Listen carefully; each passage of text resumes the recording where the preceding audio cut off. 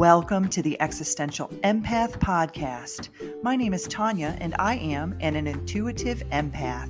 My intention is to share valuable tips, tools, and techniques that I have learned so you can tap into your own inner healer naturally and intuitively.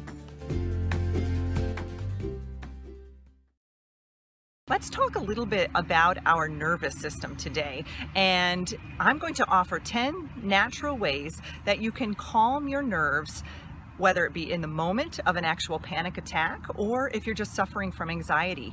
I come from a trauma background, so my nervous system has been off the charts for many years.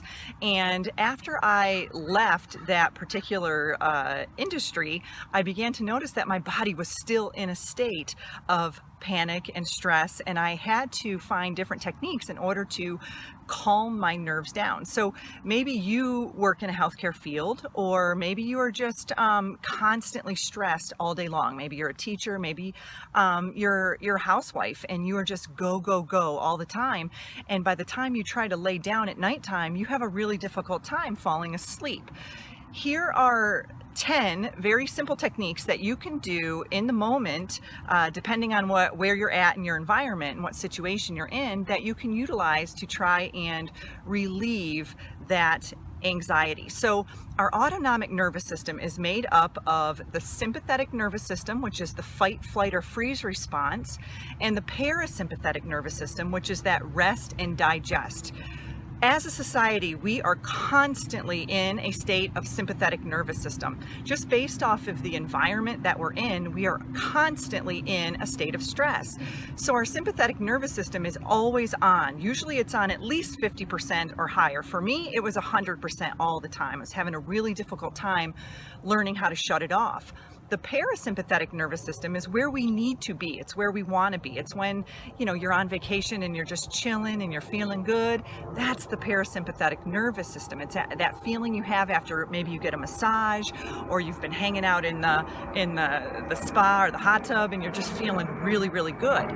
The parasympathetic nervous system usually is on 20% or less, at least given the society that we're in. So there are several techniques that we can use to turn on the parasympathetic nervous system. And when we turn on the parasympathetic nervous system, we'll notice some signs. Yawning is a good one. You'll notice your heart rate will start to slow down. You may even notice some tingling sensations throughout your body. You may get a little sleepy. You may start to just really feel your muscles release a little bit less tension. And those are some really good signs that what you are doing with the techniques are actually starting to work. So the very first technique that you can do that is the simplest is deep breathing. And I know that breathing is so gets a bad rap. We just take it for granted all the time. But when we deep breathe, we bring more oxygen into our body and into our system. So there's a really easy way to turn off the sympathetic nervous system so you can turn on that rest and digest. And it's really simple. Just breathing in through your nose for a count of 3, holding it for a count of 5, and then slowly breathing out your mouth for a count of 8. And what you are doing is you are teaching that sympathetic nervous system that it's safe and it's okay to shut off. So as you're doing that, you can actually do the second technique that I have is a Chinese acupressure point. When you pinch between your thumb and your pointer finger here, this is the acupressure point to relax the nervous system. So as you are pinching this point, you can do those deep breaths. Maybe close your eyes and just really focus on your body calming itself down and really getting to a point of releasing that stress and releasing that tension in your body, because majority of our stress and anxiety is in our mind. And if we can conquer the mind, we're conquering that central nervous system, which then is in charge of our muscles, our skeletal system, and all of these other areas in our body. So the moment we can get in touch with our mind and get that to start to calm down, everything else starts to calm down too. We got a something on me. It's making me itch. So the third technique is meditation, and you can actually do all of these together, which is super cool. And you can find your own personalized way that makes it easy for you to get to a point where you can relax a little bit more. So meditation doesn't have to be difficult. It's really just kind of closing your eyes and acknowledging your thoughts, validating those thoughts that are coming in to your mind. And incorporating the breathing, that deep breathing into meditation is really what makes it very effective. Because when you start to breathe, you start to calm your body down, and it's sending your brain is sending the rest of your body signals that it's safe to relax and it's safe to let our guard down, because that sympathetic nervous system is in charge of the survival, that fight, flight, or freeze. And back in the caveman times, when someone was getting attacked by a saber-toothed tiger, you want the sympathetic nervous system to kick in. It's something that kicks in a state of trauma or a state of stress. And not all stress is bad, but when we are in a chronic state of stress, that takes a significant toll on our bodies, and it makes it really difficult for us to relax and to be in the moment and to really enjoy what's going on in our lives, because we are just constantly tense and stressed out. Another technique that you can utilize, which is one of my favorites, is massage. There's so many different types of massage. I just recently had my very first cranial sacral massage, and basically what it's utilizing is the energy between the cranium and the sacrum, which is that little triangular shaped bone right above your tailbone. And it's a very gentle technique, which is super relaxing, and it puts you in a state of calmness, a state of rest and digest. So if you've never heard of cranial sacral massage, I would definitely check it out. If you're one for more deep tissue, then go for that. Do what feels best for you. Maybe you're more into the aromatherapy and the relaxation techniques of a massage. Maybe you're into Reiki. Reiki is fantastic. I'm a certified Reiki practitioner as well. So I kind of went down that path because I noticed the own benefits for myself, as it was really helping me to calm myself and relax that nervous system that was constantly going when I was working in an intensive care unit setting. So another fantastic technique that you can use is called an infrared sauna. Even a normal dry sauna, or even a wet sauna for that matter, are fantastic too. But what the infrared sauna does is it gets in there deep into those tissues, into those muscles, and it also incorporates light therapy too.